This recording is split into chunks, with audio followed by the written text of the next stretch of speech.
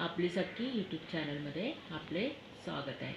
मित्रमैत्रिणींनो, आज आपण मागी गणेश जयंतीची पूजा कशी करायची ती पाहणार आहोत. घरच्या घरी गुरुजींना न बोलवता आपण स्वतःच घरच्या घरी गणपतीची पूजा करू शकतो आणि ती कशी सोप्या पद्धतीने करायची ते मी तुम्हाला आता विधीपूर्वक दाखवणार आहे. काही वेळेला आपल्याला गुरुजी पण मिळत नाही, तर काही वेळेला आपली तेवढी आर्थिक स्थिती पण नसेल, मग आपण घरच्या घरी ही पूजा कशी करायची ते मी तुम्हाला विधीपूर्वक दाखवणार आहे. चला आपण सुरुवात करूया. आपण नेहमी भाद्रपद शुक्ल पक्ष याच्यामध्ये गणेश चतुर्थी पूजा मोठ्या उत्साहाने आपण करत असतो, ती अनंत चतुर्थीपर्यंत. त्याच्यामध्ये पण कधी 1.5 दिवसाचा गणपती, 5 दिवसाचा, गौरीवर असं असतो. तर आपण ह्यावेळेला माघ महिन्यातील शुक्ल चतुर्थीला गणेश जयंती असते. त्या दिवशी या गणपतीची पूजा आपण हल्ली महाराष्ट्रात मोठ्या प्रमाणात करतात. आणि मग तो गणपती कोण 1.5 दिवसाचा आणतो, तर कोण 5 दिवसाचा आणतो. तर आपण ती पूजा आता करणार आहोत. त्यासाठी आपण सकाळी, म्हणजे ज्या दिवशी गणेश जयंती आहे, मागी गणेश जयंती, त्या दिवशी सकाळी लवकर उठायचं आहे आणि घर साफ करून घ्यायचं आहे. सकाळी लवकर उठून स्नानादी व्हायचं आहे, स्वच्छ कपडे परिधान करायचे आहे, दारात रांगोळी काढायची आहे, नंतर दरवाजाला फुलांचे व आंब्याच्या पानाचे तोरण लावायचे आहे, आपल्या देवालयातील देवांची पूजा करायची आहे, मोठ्यांना नमस्कार करायचे आहे व स्वतःच्या कपाळी टिळा लावायचा आहे, इतरांनाही टिळा लावा. नंतर आपण जिथे पूजा करणार आहोत ती जागा स्वच्छ करून घ्या व तिथे आपण रांगोळी काढायची आहे, पाट किंवा चौरंग मांडायचा आहे. आपण गणपती बाप्पाचा अभिषेक करून घ्यायचा आहे.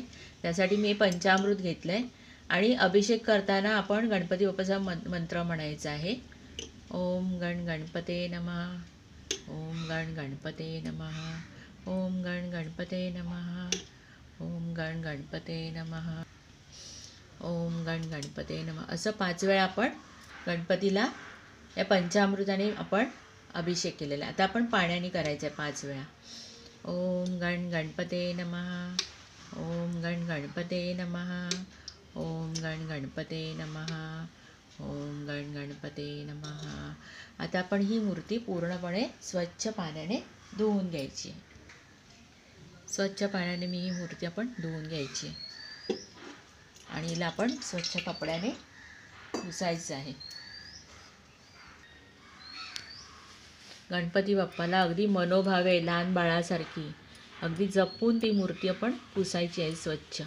आणि आता आपण याला आसनावर विराजमान करायचं आहे. आपण आता गणपती बाप्पाला विराजमान करणार आहोत. इथे मी तांदळाची रास म्हणते आहे, त्याच्यावर मी गणपती बाप्पाला विराजमान करणार आहे. हळद कुंकू वाहते आणि याच्यावर मी आपल्या गणपती बाप्पाला विराजमान करते. जर तुम्ही मातीची मूर्ती आणत असाल तर ती पाटावर असते, तर मग पाटाच्या खाली तुम्ही तांदूळ आणि गूळ खोबरं त्या पाटाच्या खाली ठेवायचं आहे. आपण घरामध्ये असलेली ही मूर्ती घेऊन पूजा करत आहोत.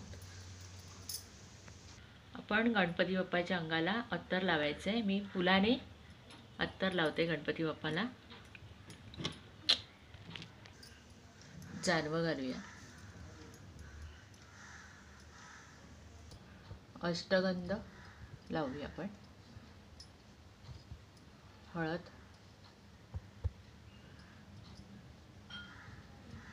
कुंकू, अक्षता वाहूया. गणपती बाप्पाला त्याचं आवडतं फूल आणि दुर्वा हे व्हायचं आपण.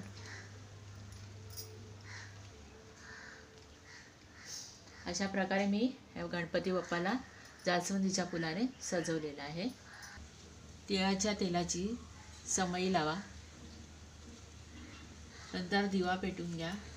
नंतर अगरबत्ती अगोदर लावण्या अगोदर सगळ्याची आपण पूजा करण्यासाठी साहित्य घेतले त्यांनाही हळद कुंकू व्हायचं आहे.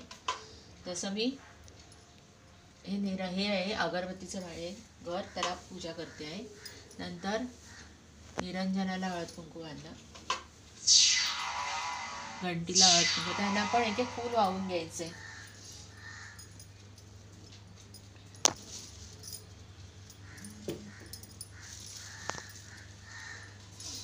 आता आपण पूजा करणार आहोत.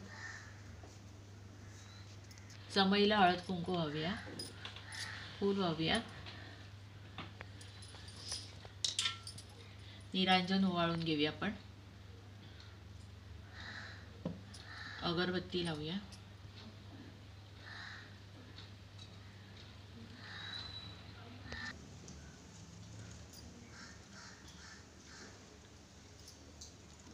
हे विडा ठेवूया. आपण हळद कुंकू व्हायले, फूल व्हायले, अक्षता वाहूया.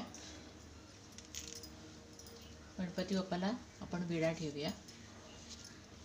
नंतर गुळ खोबऱ्याचा प्रसाद ठेवायचे, फळं ठेवायची आहेत.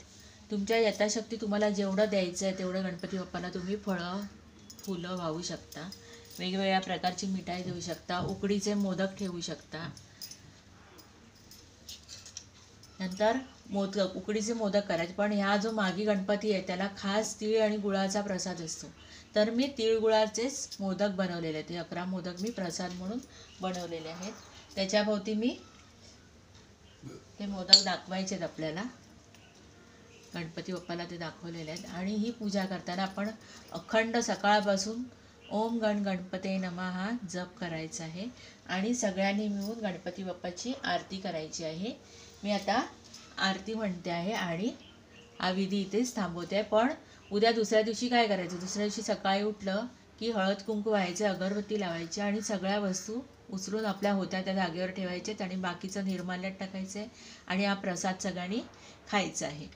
आणि आपण आरती करायची. आणि आरती केल्यानंतर गणपती बाप्पाला आपण म्हणायचं आहे, हे गणपती बाप्पा, मी माझ्या ऐपतीनुसार जी तुझी पूजा केली आहे ती तू स्वीकार करून घे आणि माझ्या सर्व मनोकामना पूर्ण कर.